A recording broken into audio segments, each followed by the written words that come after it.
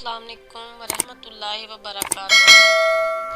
हमारे आज के नावल का नाम है वफा है ज़ात औरत की।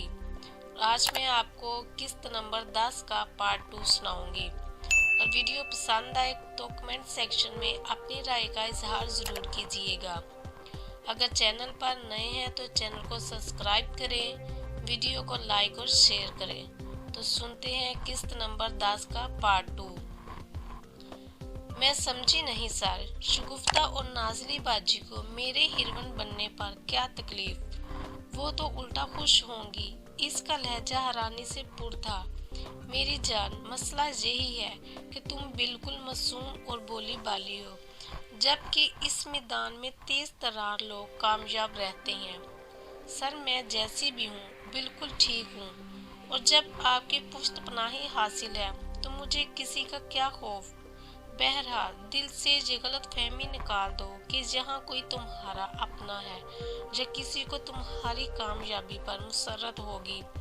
ज़ाहरी खुशी, खल्की और बनावटी खुशी के इजहार से किसी को अपना हमदर्द न समझ बैठना, ये सब दिखावे के तौर पर होता है। हकीकत में तमाम एक दूसरे से जेलिस रहते हैं, और चाहे अपना फ़ायदा हो या ना हो, दूसरे का नुकसान इनके लिए खुशी का बायस बनता है। मगर नाज़ली और शगुफ्ता बाजी ने तो मुझे इसी मकसद के लिए रावलपिंडी से बुलाया था। ईमान के लिए शहीर की बातों पर यकीन करना मुश्किल हो रहा था। बेवकूफ़, एक हाथ से स्टीयरिंग संभालते हुए शहीर ने दूसरे हाथ से इसकी नाक की पिंग पकड़कर मरोड़ी। उफ अल्लाह जी! ईमान ने जोर से सिसकारी भरी। सर जी, ना करे ना, दर्द होता है। बातों से तो तुम्हें भी समझ नहीं आती। तो क्या मारना जरूरी है बच्ची को? वो नाक को सहलाते हुए नाक से बोली। इसके बात ने शहीर के ज़हन में अपनी मानों की याद ताज़ा कर दी थी।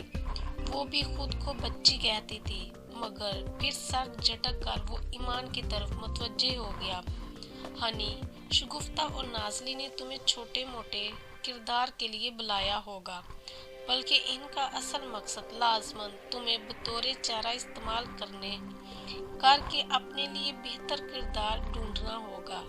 अगर इन्हें ये पता चल गया कि तुम पहले चांस में बड़ी स्क्रीन पर जलवागर हो रही हो, और वो भी मरकजी किरदार के तौर पर, तो शायद ये बात हजम करना इन्हें दुश्वार हो जाए।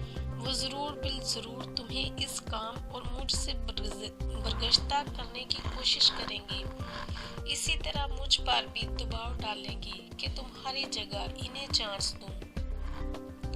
ठीक है सर जी, किसी को भी नहीं बताऊंगी। गुड। और कहकर शहीर ने कार पार्किंग में मोड़ दी। चंद लम्हों बाद वो शॉपिंग प्लाजा के अंदर थे। सर जी, बस एक सूट काफी रहेगा, ठीक है ना?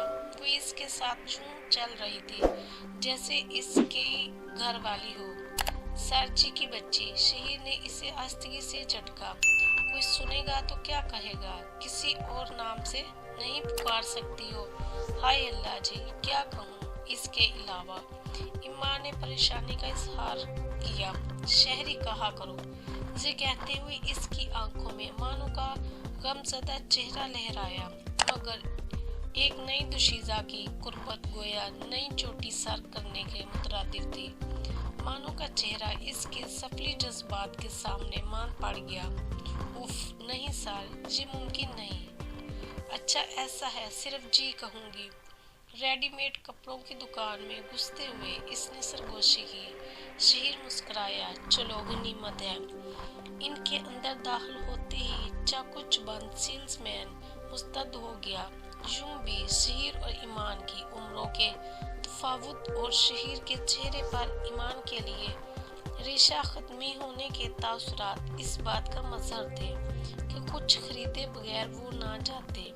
बस लड़की की किसी चीज को पसंद करने की देर थी। ये देखो कितना प्यारा सूट है। शहीर ने हैंगर में लटके एक पिंक कलर के सूट की तरफ ईमान को मुतवज्जो किया। पिंक कलर मानो का फेवरेट कलर था। नहीं जी, मुझे ये रंग बिल्कुल ही नापसंद है। ईमान ने नाक चढ़ाई। अच्छा, ये कैसा है? शहीर ने ब्लू रंग के सूट को पकड़ा कि पिंक के बाद मानो ब्लू कलर की दिल दादा थी। जी नहीं जी, ये भी बोंगा सा कलर है। बैकवर्ड और दकियानूसी ईमान की पसंद मानो से कतई जुदा थी। फिर खुद ही पसंद करो। वो चिढ़ गया था इसकी खफकी खतर में लाए बगैर। ईमान ने बैंगनी कलर के एक सूट को पकड़कर इसकी आंखों के सामने लहराया। ये कैसा है? बहुत अच्छा, वो तरीफी लहजे में बोला। सच कहो ना, वो अटलाई। इस बदन के साथ जिस लिबास को लपेटने की सादत हासिल होगी वो अपनी खुशबख्ती पर नाज करेगा। शहीर का लहजा किसी नो उम्र आशिक सा था। अच्छा जी देखो।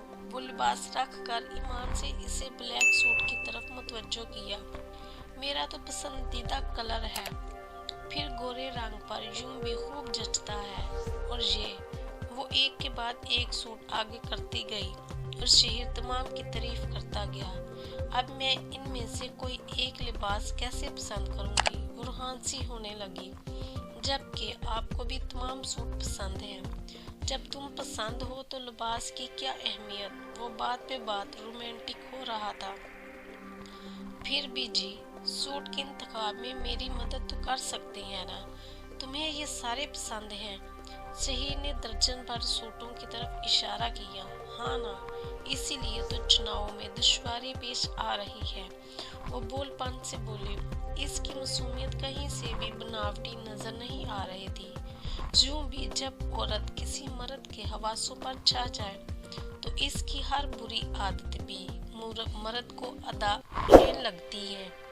ये सारे सूट पैक करा दो, इसने सेल्समैन को हुक्म दिया। अपने अंदाजे की दुरुस्ती पर सेल्समैन के होंठों पर मुस्कुराहट ज़ाहिर हुई और वो सादतमंदी से बोला, ठीक है सर। नहीं जी, इतने सूट? ईमान का इनकार मजीद तहरीक देने वाला था। कम है क्या? इसने नो दौलतियों के अंदाज में पूछा। आप भी ना बस। वो सेल्समैन के परवाह किए बगैर इसके बाजू से चिपक गई। सुनिए जी जनाब, इसने सेल्समैन को पुकारा जो दो कारकुनों से सूट पैक कराने लगा था। जी सर, वो सरैयत से बोला। क्या चेक के जरिए पेमेंट हो सकेगी? सॉरी सर, इस वक्त तो बैंक भी बंद होंगे, तस्दीक नहीं हो सकेगी। इस बात में सर हिलाते हुए इसने मोबाइल फोन निकाल कर अफंदी का नंबर डायल किया। जी जनाब, अफंदी ने कॉल रिसीव करते हुए पूछा। भैया, कहानी तो आपने रख ली, मुआवजा कौन अदा करेगा? इसके लहजे में मजाक का अंसर नुमाया था। अफंदी हंसा। खैर से इतनी बेएतबारी कब से हो गई? जब से आपने सरपरस्ती में लिया। डर रहा हूँ कहीं। शहीर मियाँ, मैं इस वक्त बहुत मसरूफ हूँ, अगर जल्दी से मुद्दा पर आ जाओ।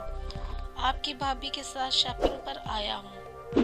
बैंक बंद है, दुकानदार चेक कबूल नहीं कर रहा और जेब में बमुश्किल चंद हजार हैं। और तुम्हारी भाभी की जिद, खैर हमारी भाभी से आपका वास्ता पड़ता रहता है, आप अच्छी तरह वाकिफ होंगे।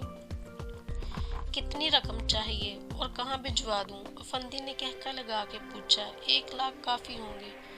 शहीर इसे अपनी लोकेशन से आगाह करता हुआ बोला। ओके, घंटा आध लग जाएगा, मैं मुलाजिम के हाथ भिजवा देता हूँ। अफंदी ने राब्ता मुनक़ता कर दिया। शहीर ने जेब से कार की चाबी निकालकर सेल्समैन की तरफ बढ़ाई। ये सूट पार्किंग में खड़ी क्रीम कलर की टोयोटा में रखवा दो, कार का नंबर 2055 है, हम कुछ मजीद खरीदारी कर लें। सेल्समैन ने जी सर कहते हुए चाबी थाम ली। वहां से निकलकर वो जूतों की दुकानदार में घुस गए और ईमान के नाना करने के बावजूद चंद जोड़े जूतों के इसके लिए पैक करा दिए। इसके बाद वो कॉस्मेटिक की दुकान में ले गया। मेकअप का सामान, परफ्यूम, बॉडी स्प्रे की खरीदारी के बाद आखिर में वो लेदर के खूबसूरत और कीमती लेडीज पर्स देख रहे थे। कोई जरूरत की चीज रह तो नहीं गई? शहीर ने फिदा होने वाले लहजे में पूछा। नहीं जी, कुछ ज्यादा ही खरीदारी कर ली है, इसने अटलाते हुए इसे अपने मदहोश कुन लम्हे से नवाजा। वो वापस कपड़ों की शॉप पर पहुंचे जहां फंदी का मुलाजिम इनका मुंतजिर था। रकम वसूल करके इसने सेल्समैन को अदाई की اور پھر جوتوں کی دکان میں جا کر اس کا حساب بھی بے باک کر دیا۔ باقی دکانداروں کو وہ اپنے پرس سے ادائیگی کر چکا تھا۔ اتنا سامان دیکھ کر شگفتہ اور نازلی باجی کیا کہیں گی؟ پارکنگ سے نکلتے ہوئے ایمان نے جھجک کر اندیشہ ظاہر کیا۔ وہ خود کئی لوگوں سے یہ خریداری کرا چکی ہیں، انہیں اچنبھا نہیں ہوگا۔ میں سمجھی نہیں۔ اس کے لہجے میں حیرانی تھی۔ مطلب یہ ہنی کہ اس فیلڈ میں سب چلتا ہے۔ شہیر نے اس کا ملائم ہاتھ تھامتے ہوئے معنی خیز انداز میں دبایا اور ایمان کچھ نہ سمجھنے والے انداز میں مسکرائی۔